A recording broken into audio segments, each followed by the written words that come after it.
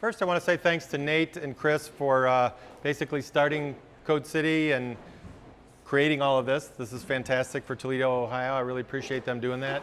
And thanks to Rust Belt for hosting us. This is a great opportunity to meet other tech people, and this is where a lot of tech ideas get incubated and accelerated. So this is kind of where it's happening.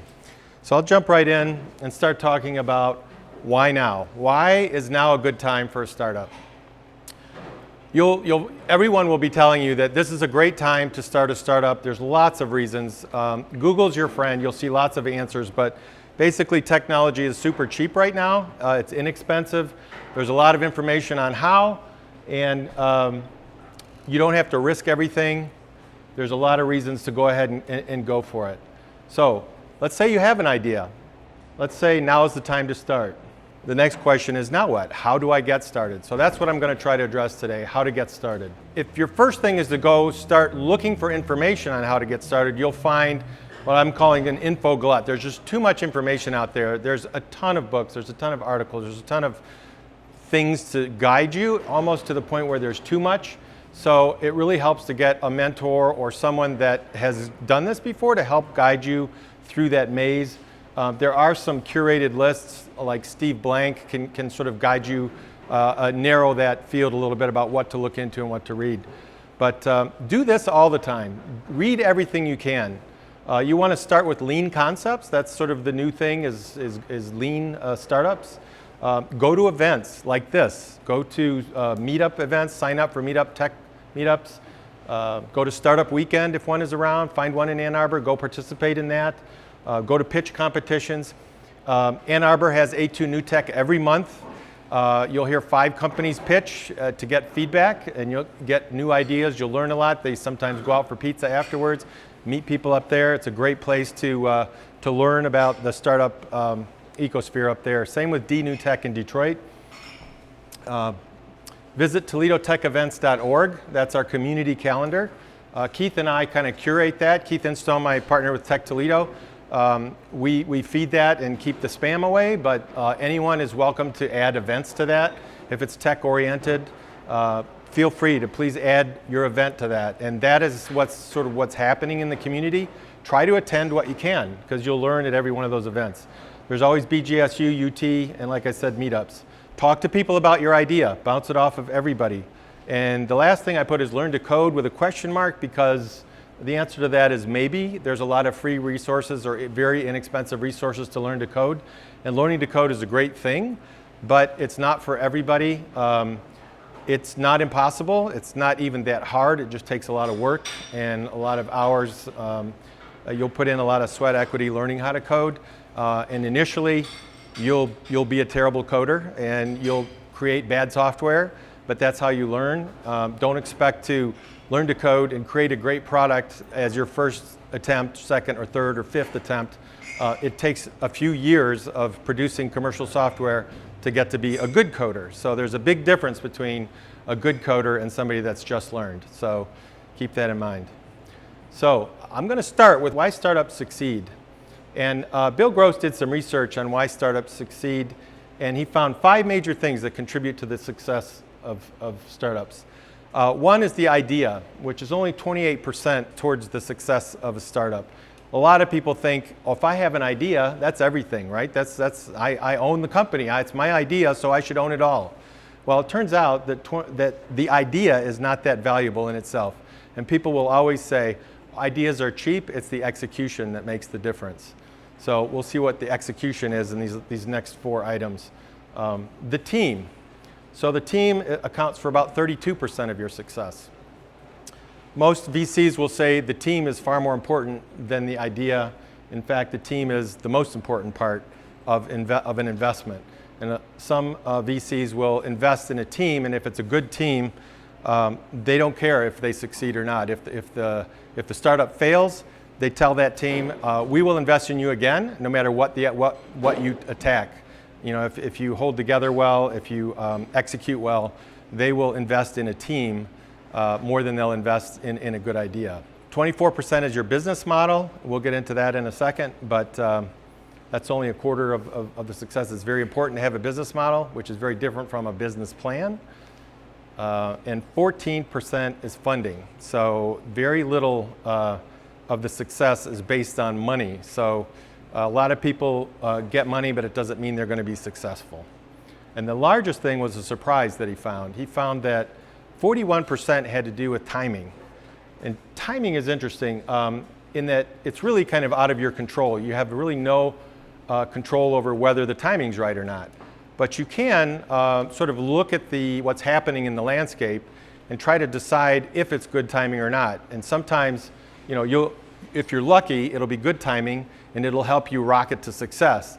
And if you're unlucky, the timing will be bad and you'll get crushed and die. So that just happens. And you have to keep timing in the back of your head as a big element of your success. And you really have to just keep an eye on it, but don't try to engineer it. So let's start with each of those items. We're going to go back through 1 through 5 and talk about each of these in pieces here. So what is a good idea? 28% of your success is in the idea. What is a good idea? So a good idea is one that customers want, right? Somebody that's going to buy something from you. If you have an idea and somebody says, I want that, here's money, that's a good idea. So you're looking for one that customers need now. You want to find urgency. So when you're talking to people about a solution, you want to look at their body language. If suddenly they sit up and they lean into you and they look at you in the eyes and say, when is that going to be ready? I need that. I want that. How much is it? Because here, it's like, when can I have it? That's what you're looking for. You're looking for an urgency with somebody wanting your product. One that solves a pain point that people have, one that people will buy. Believe it or not, most startups fail because they produce a product that people don't want. That's a very common mistake. They think their idea is the greatest thing. They build it and hoping that people will come buy it. It's all done, produced, and then nobody shows up to buy it. And it turns out that nobody wanted it. They built a product nobody wanted or needed. They might have had a couple of customers that were excited, maybe their cousin or maybe their aunt or something, but they didn't do the work from customer discovery to go figure out whether this product was really needed and desperately by the market they were trying to address. So one other thing is a good idea, that makes a good idea, is that it's scalable. And scalability simply means that the incremental cost of adding customers is very low. So you can grow your customer base super fast with very little money. That's what it means to be scalable. You're always looking for the lifetime value of a customer is higher than the acquisition cost. That means that all your customers are eventually going to be profitable. So you figure out how much money you're going to make on each customer over the lifetime of that customer. Let's say it's $1,000. That'll tell you how much you can spend to acquire that customer. So that's sort of your measure. You always want to have your lifetime value higher than your acquisition cost. If it's not, you're losing money and you're not going to make up for it in any way. So you have to keep an eye on that. So scalable ideas have a very low ratio of employees to customer. I heard a talk in Arizona, in Phoenix, by a guy named Nate Rees, he's not related to Eric Rees. But he has a little company called Chargello. Gave a great talk, and he came out to the people in Phoenix and said, guys, we need to step up our game. We need to go $1 billion or go home because we're not being bold enough to think of and start and really go after ideas that are billion-dollar ideas. And he said, there's no reason we shouldn't go after ideas that could be worth $1 billion. They're everywhere. We just have to, step it up and go after those. He said that we're all working on things that are too small. He said, let's step up our game, guys.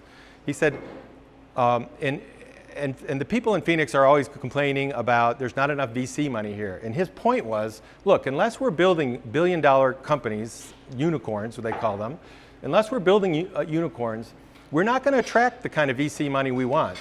The Valley is really, Silicon Valley is really only interested in unicorns. That gets their attention. Anything less than that, they kind of shrug their shoulders and go, meh, if you want their attention, get a unicorn. Ohio just had one, came out of Columbus. In Phoenix has had a couple. I think they've had about 3, maybe 4 billion-dollar valuation companies. And yet they're still complaining that they can't get enough VC into Phoenix. That's a very common complaint around the country. I've been to a lot of startup weeks across the country. I sat in a big meeting in Boulder, same problem. Everybody was complaining about, oh, we don't have enough venture capital here. We can't get enough VC for the ideas, yada, yada. And I just kind of sat back and rolled my eyes and thought, my God, you should be in Toledo, Ohio, because that is a different landscape. But yet, that is a common problem. It's always talent is the biggest problem, and then VC money is the next biggest problem. Steve Blank came to Ann Arbor, gave a talk on that about 3 or 4 years ago. Same thing, Ann Arbor didn't have the VC. He gave him a one-handed applause on his first visit because he said, you've got everything except the VC money. And in the second visit, he said, you've got it. So he gave him a full-throated, applause and even invested some money. So that's a very common problem. So to try to address that, let's step up our game, think big, and try to go after big ideas. Now, there's nothing wrong with lifestyle ideas, lifestyle companies, which are basically ideas that generate companies that'll make a few million to tens of millions of dollars a year. Basically, not unicorns, big companies that'll give you a good lifestyle and make you a good living, but they're not the giant sort of big idea companies that are possible. So those are fine, but you need to sort of know that going in, because if it's a lifestyle company, if the addressable market is not that big, and your goal is to make 10 million a year, and that's about how much you're going to be able to make, and really no more than that, if you're doing well, you're not going to get venture capital money. They just will not invest in that. So if you know that going in, that will adjust your expectations in terms of money.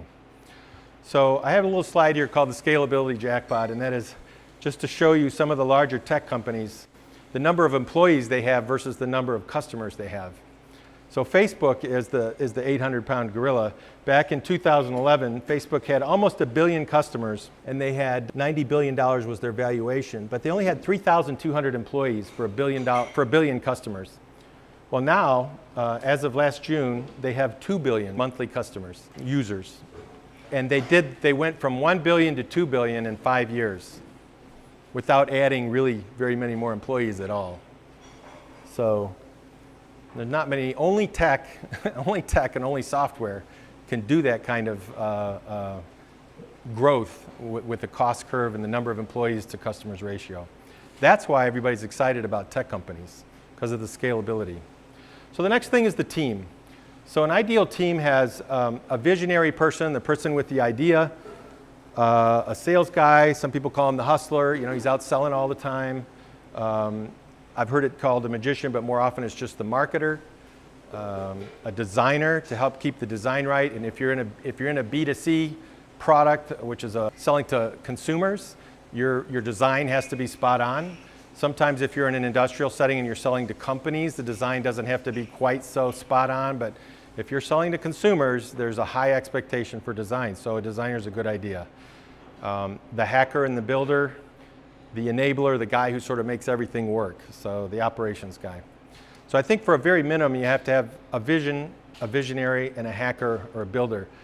They're not all necessary, but at the very minimum, you have to have the idea and somebody capable of building it. Now, those two can be the same person as well, but a lot of people don't like to invest in solopreneurs, single person entrepreneurs, companies and startups, but they do. It happens. It's a little bit rare, but most common you have two to three partners go in and do a startup together, and that's really important. The team is really all important. Most people say the team is more important than the idea. Mentors are important. Find a mentor. Find several if you can. And just when you're putting a team together, there's a lot of different elements about the people you're trying to get to work with, just to be aware of. They basically have to play well with others. They have to be, have the chops to do the job, but they also need to have the personality to work well with other people. That can be a lot of issues that kill a startup. So the next item is the business model. And we use the business model Canvas to sort of prove this out. It's a handy tool that has kind of replaced the traditional way of going about laying out a plan. Sort of a business plan has been replaced by this. A lot of people, if you hear them say, oh, you have to write a business plan, they're probably an MBA or the chamber or somebody like that who basically says we need to write a business plan. Well, business plan is kind of useless, and Steve Blank will tell you that It's useless. The last word you write on that business plan, it's obsolete as soon as you close the cover. It's not good to use a business plan to start with. Later, when you have traction and you're going for funding and all that, you may have to write a business plan. But to get started, all you really need is to use this. There's 9 boxes in here. If you have, you really don't have a company unless you've resolved all of these 9 boxes. All of these 9 boxes collectively is a company. If you have a big hole in any of these 9 boxes, you got a problem. So at some point or another, you have to address every one of these boxes to make sure your company's going to work. But to begin with, and I'm just talking about starting tonight, to begin with, your friends are basically customer segments, value proposition, and channels. So who's your customer, what are you selling, and why are they buying? And then how do you get to your customers? So those are the 3 pieces you really have to nail to begin with. So where to begin? Test, test, test. So everything is a hypothesis until you get confirmation from your customers. So everything about your idea is not real until it's tested against customers. They're the ones who say it's real. You may think it's real, but it's really not until it's validated. So Steve Blank says, get out of the building, talk to customers. Steve Blank says, no plan survives contact with customers. That's sort of like saying everyone has a plan. Mike Tyson's everyone has a plan until you get punched in the face, right? So it's the same idea. But basically, your customers will really upend your idea quickly if it's not the right idea. Do customer discovery. So customer discovery is a specific way to contact and talk and interview customers. It's very specific, and we'll get into that in just a second here. So basically, customer development should be done in person. You don't want to just put something on Facebook and say, hey, here's an idea, what does everybody think? You don't want to phone it in on all the time. You basically want at least 90% of your interactions with customers to be in person. Preferably, you want to be able to gauge their reactions. You want to be able to see their face and see what their reactions are to what you're telling them. First of all, and first and foremost, don't tell them about your idea. You can call them and say, hey, I have this, I'm working on an idea to change the way directories are handled. Could you give me 15 minutes of your time to talk about how you handle your directory at your school? And they say, sure, yeah, come over on Wednesday or whenever. And so you go there and you don't go over and say, hey, here's my idea, it's really great, you're going to love it. So that's the wrong way to do it. The right way to do it is to go to them and spend as much time as you can get from them learning about how they solve the problem right now. So ask them, how do you handle your directory here? Do you print it? Is it electronic? Is it on your website? How do you handle changes and updates? What do you do for new families to the school? Do you send out a new printed one every time somebody shows up? And then find out everything you can. Do a deep dive, and then start asking questions like, well, what's the worst thing about the way you handle it now? What's the thing you hate the most? And then say, what's the best thing? What do you like the most about it? What do the parents like about it? What do the parents hate the most about it? If you had a magic wand, this is a great question. If you had a magic wand and could just do anything to change the way this worked, what would you change? And you're looking to basically get those answers aligned with what you're building. So if what you're building is in complete alignment with those kinds of answers, it's like, boom, that's a big thumbs up. On the other hand, you'll probably find that you'll learn some things that you had no clue were out there. And I've had that happen many times where it's like, oh, the biggest problem is that you have to update 4 different computer systems whenever there's a change in a phone number or an address, and that's the problem. So it's like, I didn't even know you had 4 systems you had to update. So those are the kinds of things you learn. Again, ask them how they currently solve the idea, what's worse, what's best. Use the 5 whys method to get down to the bottom of things. If they answer a question that seems a little superficial, ask them why. Why is that? And then ask them why again until you get to a depth level that seems to get at the heart of why they're doing things a certain way. When you're done, and only when you're done, pulling as much information as you can out of them and learning everything about how they handle the solution right now, only then tell them how your idea works and get their feedback. So after you're kind of all done, say, well, thank you very much for your time. I appreciate you telling me all about how this works. You could say something silly like, oh, I normally don't share our idea with people, but you've been so kind. I'll tell you a little bit about our idea that we're doing, and just to see what you think about it. And this is what we're doing, and explain to them what you're doing, and be very cognizant of what their reaction is. If you explain what you're doing and just tell them the basics of it, and they sit up and go, wow, that sounds fantastic, that's really great, that's really going to solve a lot of our problems. When can I have that? How much would that cost? Can I buy that now? Can I get it now? When's it going to be ready? I want to know, because I want that. That's the kind of reaction you're looking for. If they sit back and are just, go, yeah, yeah. If you say, would you be interested in something like that? And they go, oh yeah, I'd be interested in something like that. That's a bad sign. So you look at that kind of reactions. If they're kind of like being polite, but they're not excited about what you're saying, that's a bad sign. So that's the body language kind of thing that in-person interview will tell you so much more than just being on the phone. Get 100 customer interviews before you build anything, before you build a product. Talk to 100 customers. And I'll tell you what, that's hard. I did that last year with a guy from UT, and that was tough. That's a tough haul. But it's doable, and it's fun. It's a really good time. So also get used to being wrong, because you're learning, right? If you don't make any mistakes, you're not learning, right?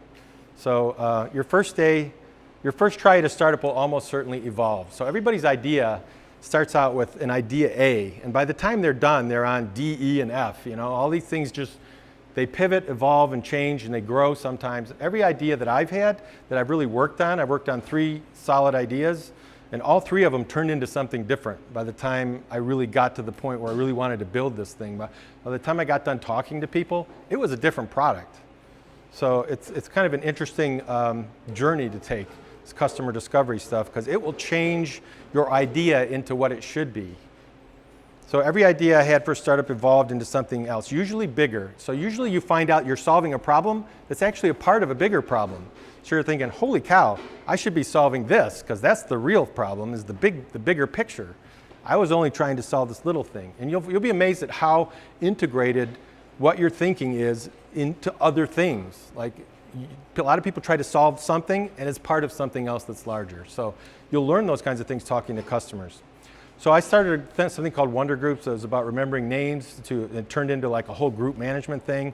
Voter Bliss, I started with just talking about national candidates, turned into like a whole voter system and all candidates. And then I started with an idea called List Fitters, which was basically curating packing lists for high adventure trips, and that turned into this full trip tool. So everything was morphed into something else by the time I was done.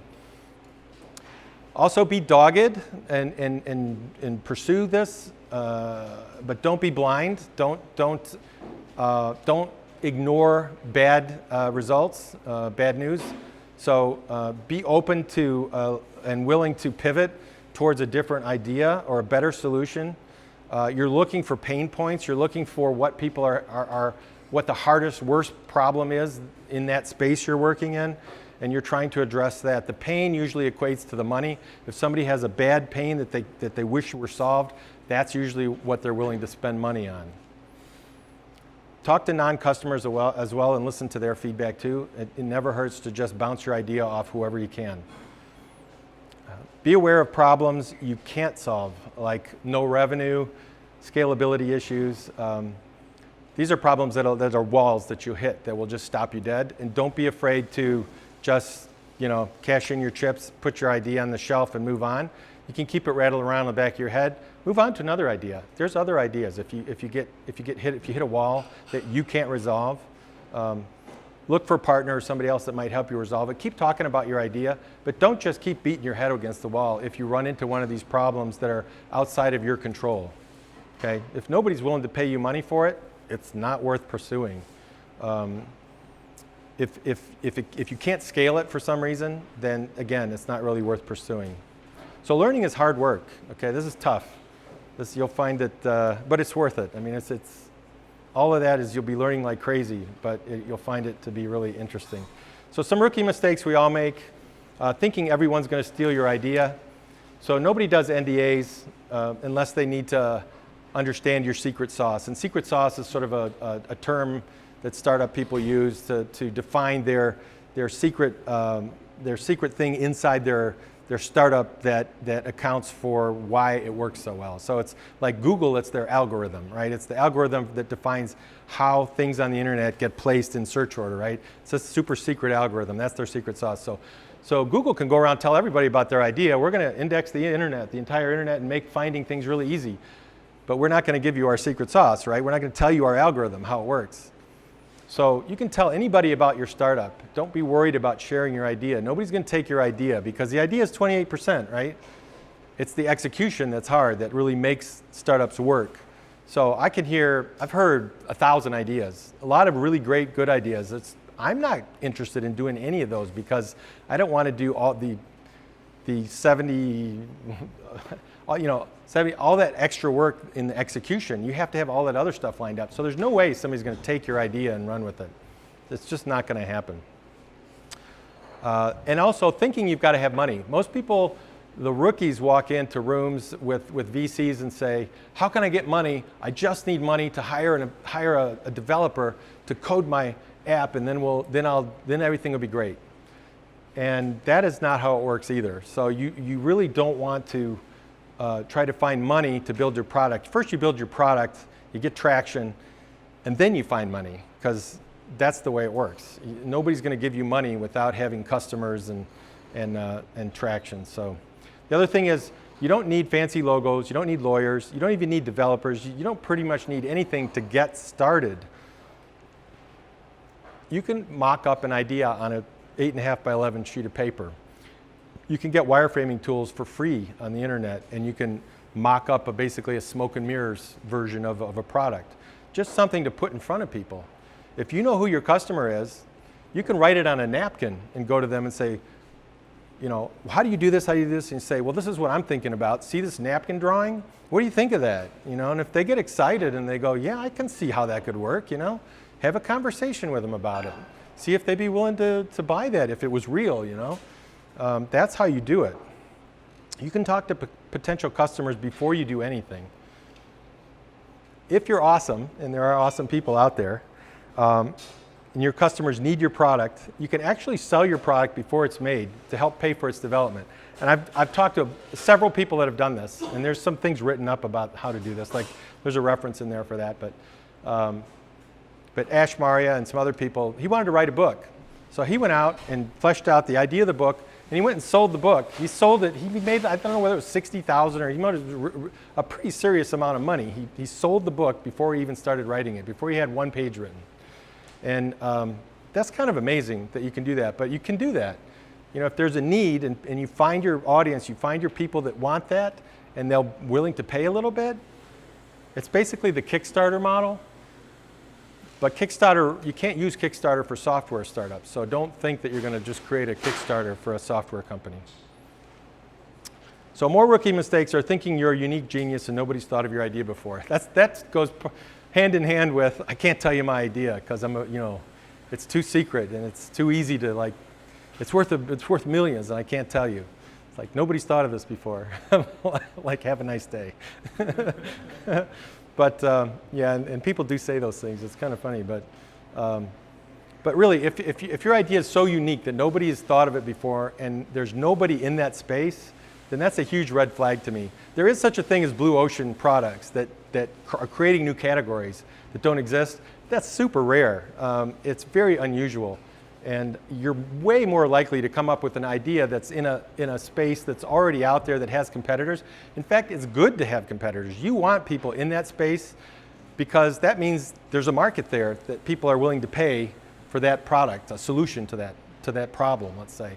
And you want to be another solution that you're competing in that space, and people are willing to pay money for a solution to that. So that's a good thing. So competitors are actually a good thing.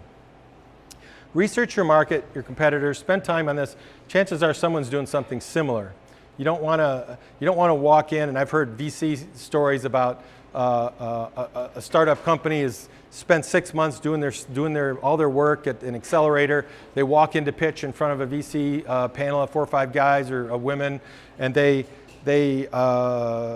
pitch. They do a great job pitching, and one of the VC guys or women says, "Hey, what about company X? How are you going to compete against them?" and they didn't know company X existed. And it's like, ooh, that's a red flag. They didn't do their research. They didn't even know who the competitors are in their space. That's a huge red flag. You have to do your research. You have to know, and you can go on Google and just find who's in that space, who's the #1 competitor, who's doing business, how are they doing it. Look into that company, figure out what they're doing.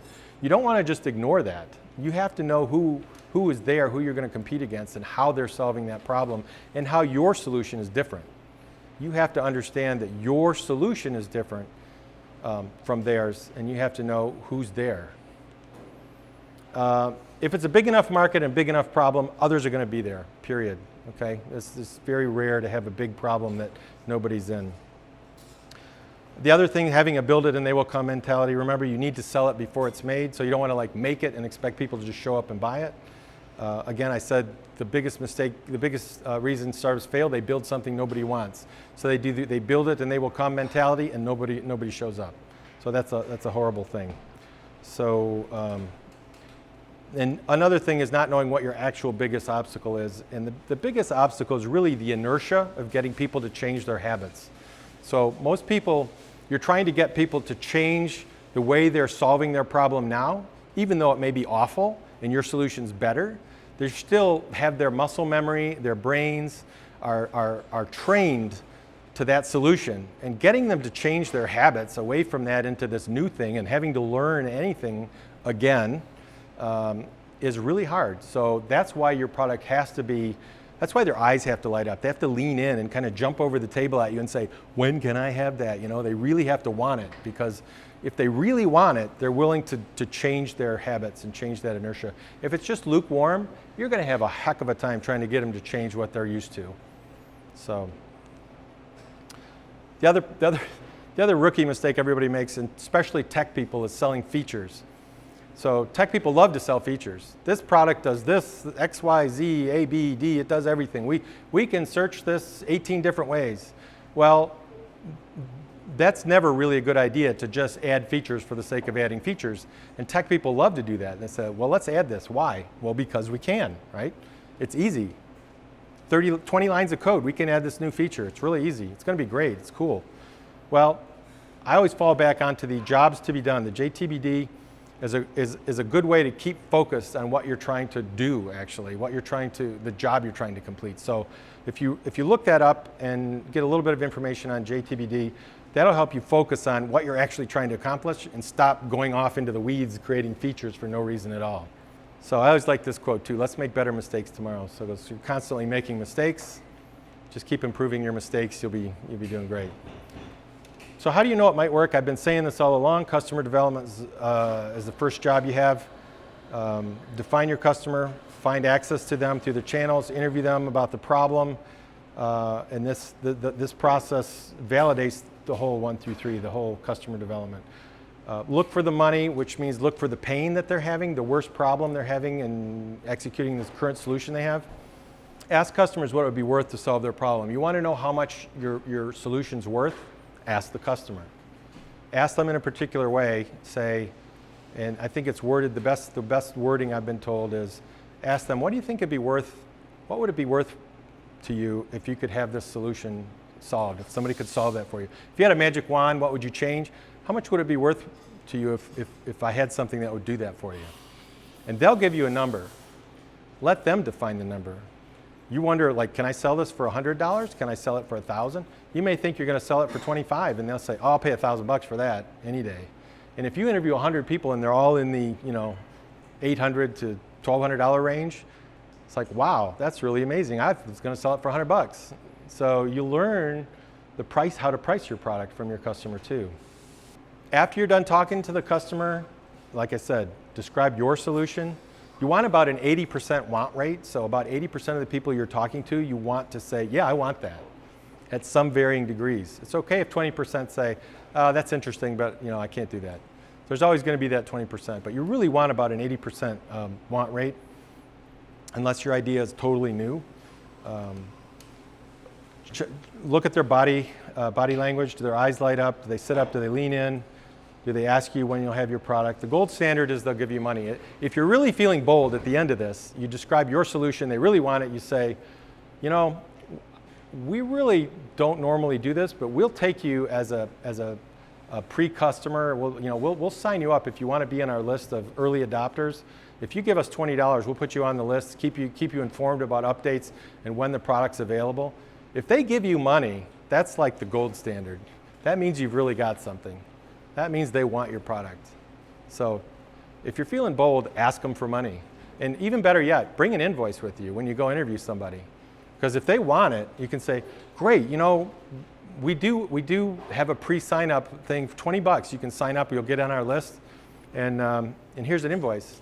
Take care of it, done. So then you have a customer. Boom, you've started, you're out the gate. So what you're looking for is this. You want somebody that says, a few days, I want it now. That you want them to want it now. They want the urgency. So funding, always explore bootstrapping. Bootstrapping is basically building your company without taking VC. It's taking the income from your company and plowing it back in and building it. Rework is a good book by Jason Fried. Your customers can fund your startups. Ask. Sometimes, again, pre-selling. Talk to your customers before you build anything. See if they'll give you money. Say, will you give me $100? If you sell enough $100, you get enough to invest some money in the building of it. You can pre-sell it. Like the Kickstarter model, but that's usually not for software startups. If you're thinking VC or angel funding, read Brad Feld's Venture Deals. That's very complicated. It's a very complicated thing to get into, but that's the best book on it. Think traction first. There's a book called Traction that will help you understand that.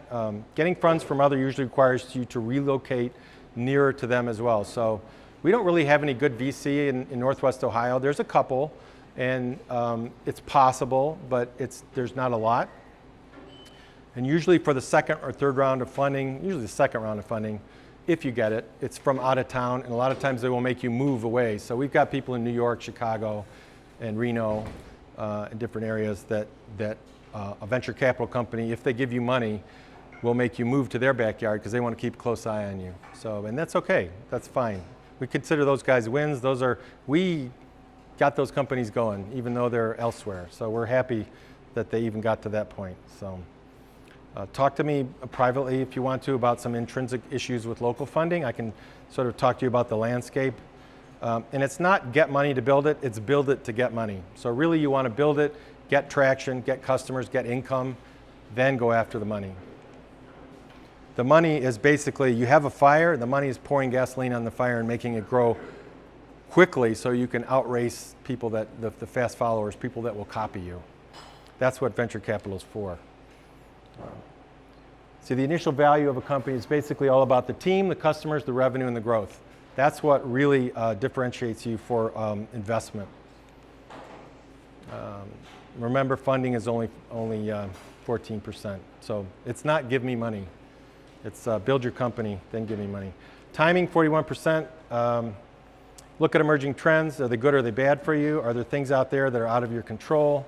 Don't be afraid to pivot. Luck is a big part of big success. So there are things that are out of your control that will affect you.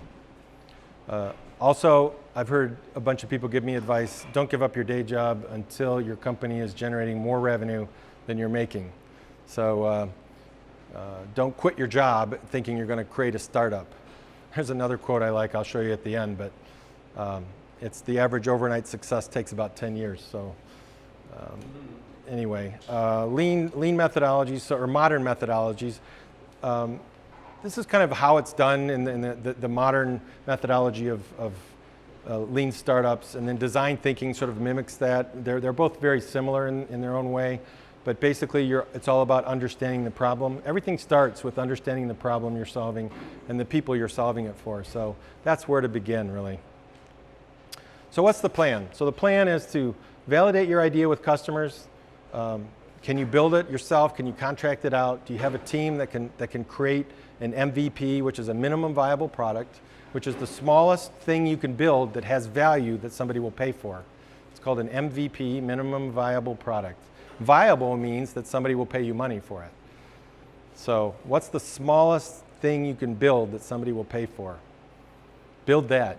Show it to somebody, get their opinion, try to sell it to them, They're going to say, I like this, but it needs so much more. Does it do this? Can you make it do this, this, this, and this? And you say, give me a month, I'll be right back. So you go changes, come back, and that's, you iterate. Test it on your customers, generate revenue, get feedback, make changes, test against new customers, and repeat. That's basically the model. It's not easy. So here's some of the quotes I like. For an entrepreneur, every day is a crisis, says Philip Knight, who's the founder of Nike. And you wouldn't believe it, but Nike almost went under several times. And then Jeff Bezos was a quote who said, the average time to create an overnight success is about 10 years. And then Crunchbase, basically the quote from Matt Kaufman, based on the data in Crunchbase, they know that of all the startups who receive seed funding, only a little over 5% reach Series C. So 95% never get out the other end. It's pretty bad odds. So I always tell people, don't cash out your 401k and throw it at a startup. That's a bad odds. That's not good odds. So try to figure out a ways around it to go without throwing all of the money you own, every last dime you have into it. But it's worth it. Again, understand the problem, know your customers, know how to reach them. None of this requires money or special skills. Do 100 interviews and then you'll have the answers. And good old Seth Godin, today, not starting is far, far worse than being wrong. If you start, you've got a shot at evolving and adjusting to turn your wrong into a right, but if you don't start, you never even get a chance. So now is the time. Start today. Good luck. Thanks a lot.